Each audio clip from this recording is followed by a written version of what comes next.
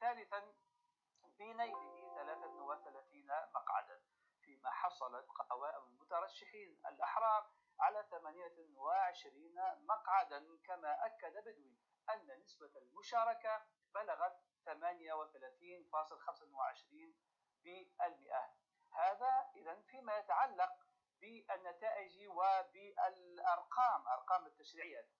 أما فيما يتعلق بالقراءة في هذه الأرقام فمحلها هذه الحلقة والحلقات التي تليها، والتي سنخصصها لتفسير نتائج الانتخابات وتحليل معطياتها والحديث عن الحزب الفائز فيها، ألا وهو حزب المقاطعين، وكيف يجب الاعتناء به وتنميته من أجل لعب دوره في إصلاح ما أفسدته منظومة الحكم في الجزائر. للتعليق على هذا الموضوع أرحب بالهاتف معي من لندن هنا الأستاذ محمد العربي زيتوت، الدبلوماسي السابق وعضو حركة عضو أمانة رشاد. مرحبا بك أستاذ محمد العربي. هل بداية النتائج المتحصل عليها والمعلنة والتي لا تزال لحد الآن نتائج أولية كما ذكر بدوي قبل قليل، هل هذه النتائج كانت متوقعة ومنتظرة؟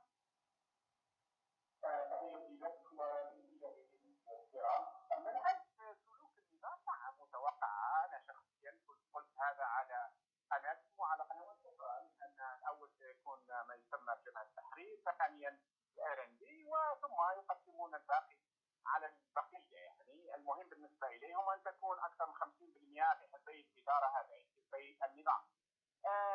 لكن طبعا معلوم، والآن طلعت معلومات من تقريبا من أكثر المدن، إن لم تكن كل المدن حتى القرى حتى الأماكن، لأن كان هناك تزوير وتصوير بلا حدود، لأنهم تجاوزوا كل الطرق إلى درجة أنهم قطعوا الكهرباء في بعض الأماكن. أماكن أخرى كانوا يملؤون الصناديق، أماكن أخرى خرج لها الجيش وضغطوا على العسكريين لكي ينتخبوا إلى آخره. لن أتوقف كثيرا أمام التصوير، لأننا سمعنا لشهادات كبار هذا النظام من أبو يحيى إلى حتى بدوي الذي قال قبل شهرين من أن هناك 500,000 من الموتى انتخبوا المرة الماضية. لن أتوقف أمام هذا، لأن التصوير والتزوير هو سمة أساسية للجماعة الحاكمة في الجزائر، وهم يعلمون أن أي انتخابات حرة ستطيح بالنظام كما حدث في 91. فاضطروا إلى محمد العربي. إذا الأحزاب التي تحسب على المعارضة والتي قبلت بالمشاركة وشاركت والتي كانت تتحدث على أن هناك تخوف من المقاطعة وأن هناك تخوف من التزوير وأن هذه الهيئة العليا المستقلة للانتخابات لن تكون قادرة على ضمان الشفافية والنزاهة، كل هذا الكلام لم يقوله فقط المقاطعون بل حتى الأحزاب التي رضيت بالمشاركة. ويبدو من النتائج التي حصلت عليها هناك تراجع، يعني 33 للتجمع الذي بين حمص ومناصرة، تراجع كذلك يعني الاتحاد اللي هو كذلك اسلامي 15 مقعد فقط، دائما اقصد مقارنه بال 2012. يعني هذه النتائج بدايه كيف تقراها انت، نتائج احزاب المعارضه التي شاركت او قبلت بالمشاركه في الانتخابات؟ الافافاس يعني متاخر 14 مقعد فقط، الRCD 9 مقاعد، الشباب مقعدين فقط، كما قلت تحالف مقر 33 مقعد، الاتحاد كذلك 15 مقعد. كلها نتائج قال البعض أنها أقل من المتوقع وأقل من المرة الأخيرة كذلك 2012. هذا إذلال، هذه إهانة أخرى وصفعة أخرى على وجوه المعارضة التي ظلت منذ أكثر من 20 سنة وهي تشاهد. وكل مرة في 97 قاموا بمظاهرات وقالوا أن الانتخابات مزورة، البلدية والبرلمانية والبلد، وكذلك 2002 وكذلك 2007 وكذلك 2012. فأرادوا هذه المرة أن يمعنوا في الإهانة وفي إذلالهم، بحيث أنهم أعطوا حتى من أقل من المرة الماضية، بينما كان بعضهم يقول أننا قد نشكل حكومة، وبعضهم كان يقول أننا سنكون على الأقل الثانية، وأنهم استبشروا خيرا بما سموه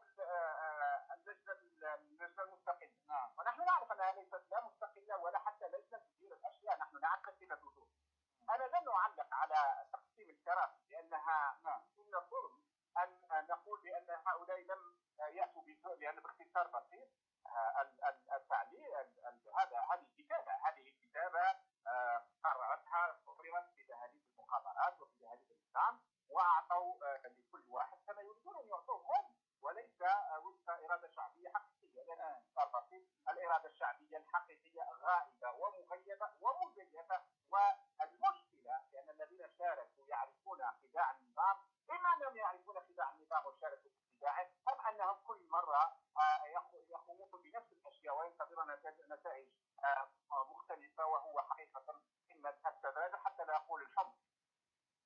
طيب ابقى معي استاذ محمد العربي زيتوت، ينضم الي كذلك الكاتب الصحفي الاستاذ سعد بوعقب. استاذ سعد، ارحب بك.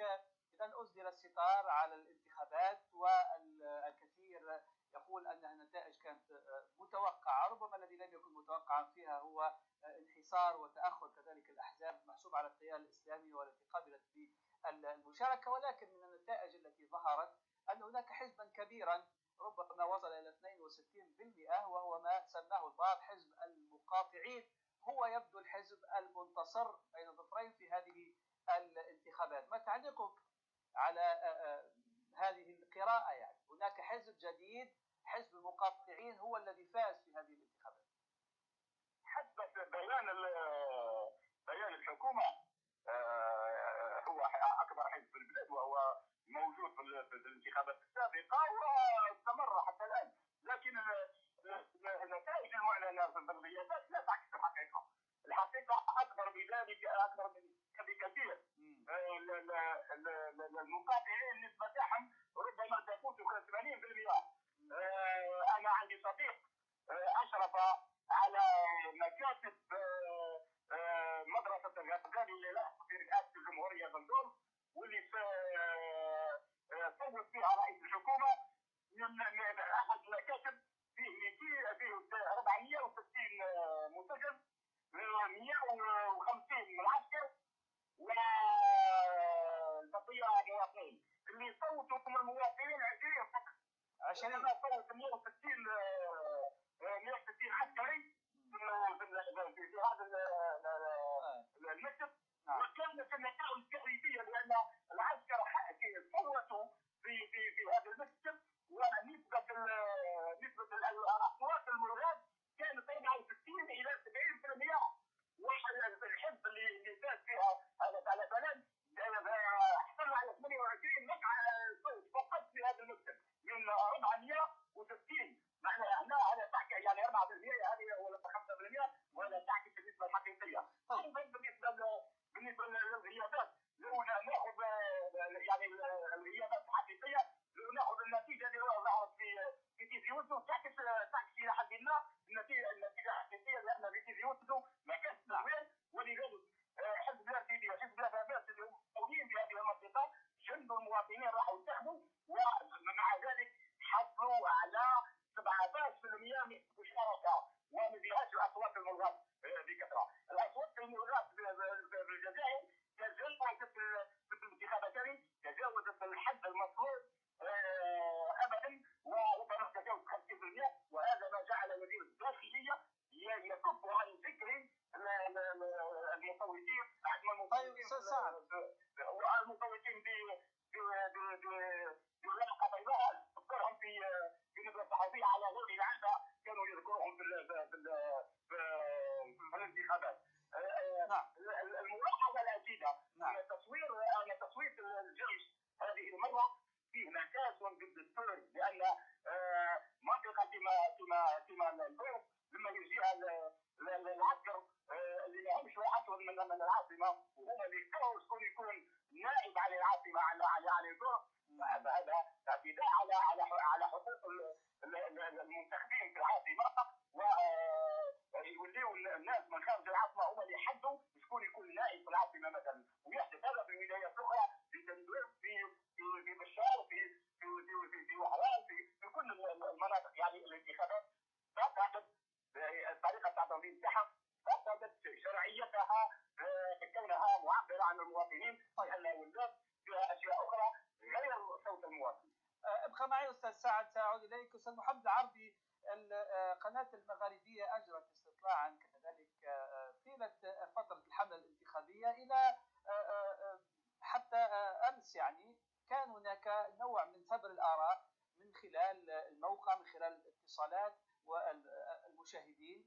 والنتيجة يعني اللي طلعت بها أن المشاركين في حدود 10%، قد تصل إلى 10 11 12%، هذا بالكثير طبعا، انطلاقا من العينة التي تمكنا طبعا في القناة من التواصل معها والتي أجابت عن سؤال المشاركة والمقاطعة. هل هذا الرقم 10% قد يصل إلى 12%؟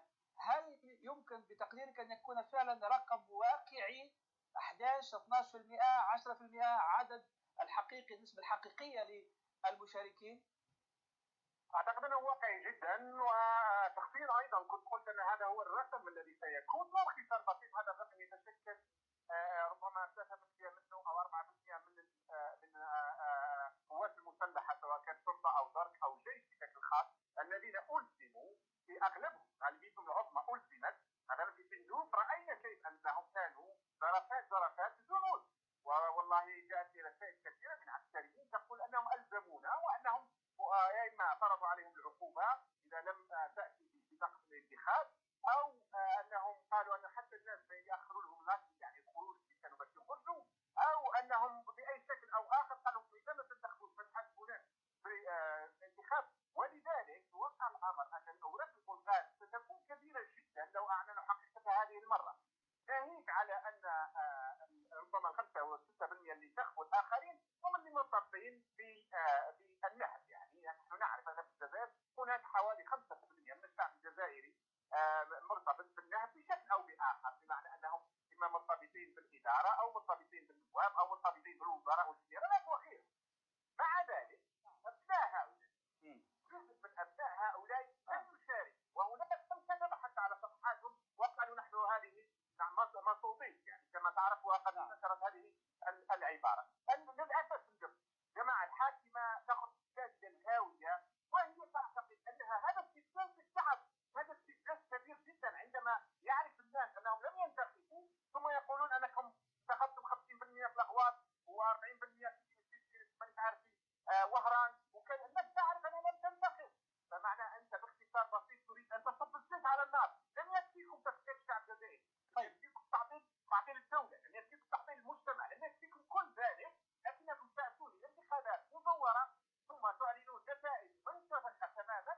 وماذا تنتظرون من هذا الشعب؟ ماذا ينتظرون من هذا الشعب؟ طيب، سنعود يا استاذ محمد العربي للاجابه على هذا السؤال المهم والمحوري، وهو اساسا في الحقيقه هو محور سؤالنا الان او محور حلقتنا والحلقات القادمه. ماذا ينتظرون من الشعب؟ ماذا ينتظرون من هؤلاء المقاطعين؟ وكيف يمكن تطوير فعلا هذه القدرات؟ لان المقاطعه يبدو ان الناس ليسوا عازفين، الناس مقاطعين. والمقاطعه طبعا هو موقف سياسي مبني على حجج وعلى براهين، وليس هو هكذا، لا يريد ان يشارك، عنده حجج.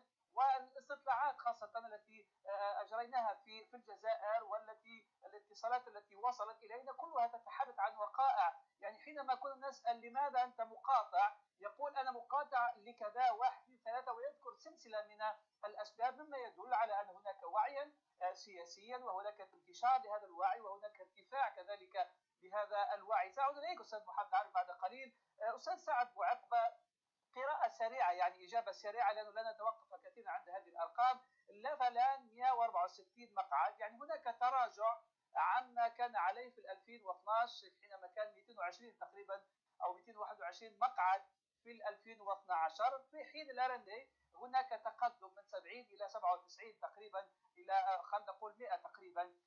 هل هذه الأرقام التي اختلفت خاصة فيما يتعلق بالأفلان نقص آرندي زاد، هل بالنسبة إليك تعبر عن شيء، أم هو فقط دائما في إطار توزيع وتقسيم الكعكة؟ هي عندها علاقة بترتيبات الرئاسية الجاية. قاموا بعملية ضغط على الأفلام لكي يخلي من روحه شوية، لأنه بالمدة الأخيرة ولا يحتكر ما يسمى بالرئيس، ويقول هو اللي يعين الرئيس القادم وهو اللي يدير وهو اللي يدير. فخرجوا له من جنبه الابناء الارندي كي يقول له البديل موجود، فلا تغرنك لا تتخذ الشطط في الحديث باسم الدوله وباسم باسم السلطه وحدك. وهذا ايضا احد الاسباب اللي خلاه فلان يتراجع، هو نوعيه المترشحين اللي قالها هذا الامين العام الجديد، واللي قالها بالتنسيق بطبيعه الحال مع من اطاعوا بزعيداني واطاعوا بمن قبله. وايضا الفساد اللي ظهر في اعداد القوائم وعمليات البيع المقاعد علنا من طرف قياده هذا الحزب. ابنائه ولاو هم اللي اتجهوا بهذه الحكايه، والامن القى القبض عليهم وتدخلت السلطه واسكتت الموضوع. كل هذه الحوائج ادت الى ان فلان يتراجع. في نفس الوقت هم في حاجه للحجيجات اللي شاركت في هذا الانتخابات انهم يعطوهم شويه لمبه يسكتوهم حتى هم باش يديروا اجماع في الساحه السياسيه. كل هذه الامور، لكن الاكبر من هذا هو ان المقاطعه هذه المره ما كانتش فقط شامله. انا اعرف اشخاص من 62 وهم يقولوا ما لعبوا حتى مره. المره هذه رفضوا للانتخابات قائلين نحن نقاطع ولا نغيب، هكذا يقولون. والسلطه تكابر انها لم تعترف بالنتيجه، انها لم تتجاوز 15% في احسن الحالات. وكما قلت لك حكايه النتيجه المعلنه في تيزي بده تعكس الحقيقه الى حد ما 17%. القضيه هو ان هذه الانتخابات ما بعدها على صعيد القطيعه بين الشعب والسلطه، وعلى صعيد المشاكل التي ستواجهها السلطه بخروج الفضائح، لان هذه المحافظه اللي وقعت فيها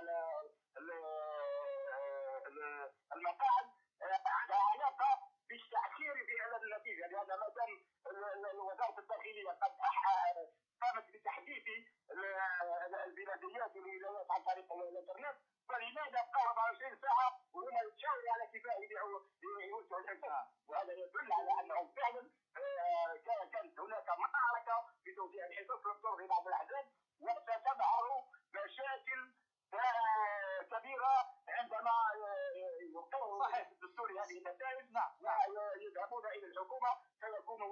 ستكون الفضائح اكثر مما اعلن هذا. استاذ سعد ابقى معي لو سمحت، سأعود اليك. استاذ محمد عربي زيتوتي، اذا في كلمات مهمه اشار اليها سعد بعقبه، خاصه فيما يتعلق بالعلاقه بين حزبي السلطه لا فلان ولا رندي، وان هناك هذه المحاصره وهذا الخصام الذي دار طبعا في هذه التشريعيات تجهيزا وتهيئا للانتخابات القادمه الرئاسيه في 2019. انت بتقديرك بعد الانتهاء من العمليه الانتخابيه كيف ستكون العلاقه خاصه بين حزبي السلطه؟ هل ستبرز فعلا هذه المشاكل للعلن اكثر فاكثر؟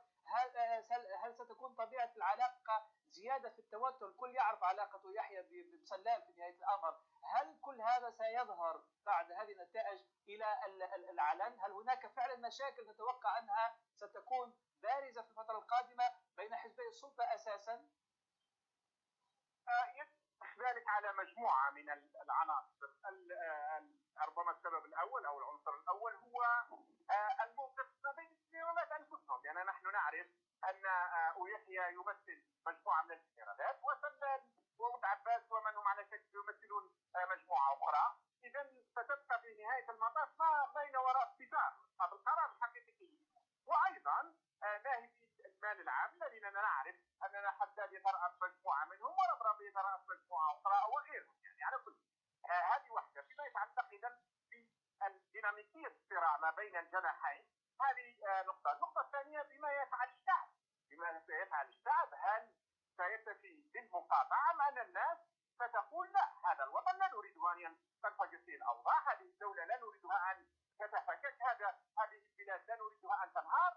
هل يكون هناك اراده شعبيه ممثله سواء باحرار بمجموعات جماعات تتحرك في اتجاه انقاذ هذا الوطن ام لا؟ النقطه الثالثه ربما هو المجموعه التي ساهمت في تمرير هذه الانتخابات، وقد كانت تعلم بان انها مزوره ولكنها شاركت في ذلك. هل ستقوم بموقف تاريخي تحسب لها وتقول نحن لن ندخل هذا البرلمان، انتم زورتم وزيفتم، وهم يقولون هذا الكلام الان؟ هل سيقولون لن ندخل لهذا البرلمان لاننا باختصار بسيط سنشارك في جريمه اكبر من جريمه الانتخابات ام لا؟ هذه مجموعه من العناصر. طبعا يمكن اضافه الى اخرى بطبيعه الحال قضيه المال. النظام كان له مال فيما سبق واموال البترول كانت كثيره، اما الان فليس له مال، وهو يعرف انه سيواجه العاطلين وسيواجه الجائعين وسيواجه الذين لا يجدون احيانا طبعا اكلا ولا سكنا ولا كثيرين، وهؤلاء يزداد عددهم كل يوم لان الفقر يزداد كل يوم باختصار بسيط.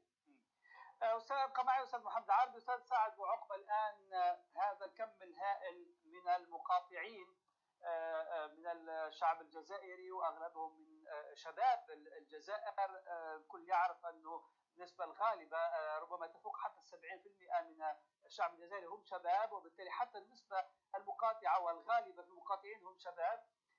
يعني الآن طيب هم قاطعوا، وهذه المقاطعة كما ذكرنا هي موقف سياسي مبني ومؤسس على معطيات كذلك مما يدل على أن هناك وعيا.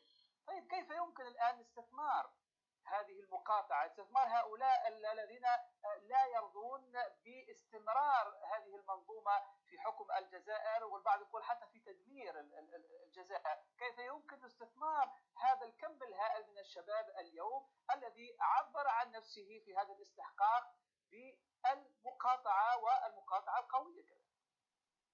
هو الشيء العاجل الان هو ان تتحول المقاطعه وليس العزوف، مع ان الان الشعب الجزائري بين باللي راهو مارس في هذه الانتخابات سياسه عاليه في تطبيق العصيان الانتخابي، وانتقل من مرحله العزوف اللي كانت في الانتخابات السابقه الى مرحله المقاطعه الانتخابيه اللي عندها طابع سياسي. بقي على المقاطعين ان يدلوا هذه الحركيه اللي ظهرت في المجتمع بهذه الانتخابات، يدلوها الى تنظيم رافض لكل نتائج هذه الانتخابات، وممكن نطمح حتى في تطوير مظاهران بشكل اخر يكون هذه المره اكثر جرأه في طرح مساله الشرعيه في البلاد، وينضم الى الشعب في رفض وجود هذه السلطه لان هذه الشرعيه اصلا، ويرفض التعامل معها كليا استاذ سعد في البرلمان او الحكومه او اي شكل من الاشكال الاخرى. استاذ سعد، يعني هل هذا العدد الكبير من المقاطعين هل لهم ثقه في الاحزاب التي لن تشارك بتقديرك؟ نعم. الشباب المقاطعه والنسبه المقاطعه التي قاطعت، هل لديها ثقه في الأحزاب التي لم تشارك في العملية الانتخابية، في الأحزاب التي قاطعت والشخصيات التي قاطعت؟ لا، لأن الآن الأحزاب التي قاطعت ليست موجودة. إذا كان الفيس موجود، الفيس غير موجود في الساحة السياسية وغير معترف به من الناحية القانونية. أيضا بعض الأحزاب الأخرى اللي قاطعت ماهيش في المستوى اللي تخلي انها هي اللي كانت وراء هذه المقاطعه، رغم انها كان لها شجاعه في تلمس توجه العام للشعب، ودعت المقاطعه رغم صغرها كان لها الشجاعه والرؤيه الواضحه وانضمت الى الشعب في حكايه المقاطعه. احنا نتكلم على ان من وراء تيار اخر قوي يتجاوز الحكم ويتجاوز الاحزاب اللي انبطحت في الحكم ويذهب بعيدا بمسألة الشرعية، ويقول لا الأحزاب التي شاركت تمثلنا ولا السلطة تمثلنا، وبالتالي تخلق قوة سياسية جديدة يمكن أن تنقذ الجزائر من هذا النظام الفاسد. شكرا جزيلا لك سيد سعد بوعقبة، الكاتب والصحفي والمحلل السياسي، كنت معي من الجزائر. بارك الله فيك على المشاركة. سي محمد العربي، ما تعليقك على كلام سي سعد بوعقبة الذي بالنسبة إليه الآن المطلوب لاستثمار هذا الزخم من المقاطعين هو بتكوين خط ثالث، ممكن نسميه خط ثالث، لأنه حتى الأحزاب التي لم تشارك، التي قاطعت بوعي، لا يمكن أن تمثل هؤلاء المخاطعين. لابد هو يدعو بتقديره أنه لتأطير هؤلاء والاستفادة لابد من تكوين خط ثالث ربما يبنى على معطيات هذه النتائج الأخيرة، معطيات نتائج الانتخابات الأخيرة والمتعلقة أساسا بالمقاطعين. هذه إحدى أكبر طلباتنا وأكثر دعواتنا منذ البداية. الطبقة السياسية الرسمية في الجزائر هي طبقة فاسدة ومشاركة في الفساد ومشاركة في الريع ومشاركة في أجهزة النظام، حتى ولو لم تكن مشاركة في الحكومة لكنها مشاركة في السلطة وفي النظام بشكل أو بآخر. وفي الواقع الأمر ليس هناك أي طريقة لإنقاذ الشعب الجزائري إلا بطريق ثالث، بحيث أنه إذا أرادت هذه المعارضة المشاركة أن تنسحب باعتبارها أنها ارتكبت خطيئة، ولا أقول بالخطأ في هذه 20 سنة الماضية أو 25 سنة، ولكنها على الأقل لا تدخل لهذا البرلمان المزور والمزيف، فتساهم بدرجة على الأقل في إنقاذ نفسها وفي عدم التدهور الكامل للشعب. لا يرحم والتاريخ لا ينسى. والناس هؤلاء إذا كانوا يؤمنون بالله يعرفون أن المشاركة الظالم والركون للظالم ودعم الظالم هو جريمة أيضا في حق الدين وفي حق النفس. فالطريق الثالث هو المخرج، وهو أن تظهر طبقة سياسية طبعا من رحم الشعب، ليست في تكوين أحزاب أو حركات أو تنظيمات، هذه فقدت مصداقيتها تماما، وإنما بحل فوري وإن كان بطريقة سلبية. هذا هو المخرج الوحيد قبل أن نصل إلى الكارثة الحقيقية التي يجرنا هؤلاء إليها جرا. يعني هذا استفزاز رهيب. هذه الانتخابات سيكتب عنها التاريخ أنها كانت استفزاز رهيب، وربما هي القطرة التي أفاضت كأس الدمار وكأس المعاناة وكأس الصعوبات التي يعانيها الشعب الجزائري.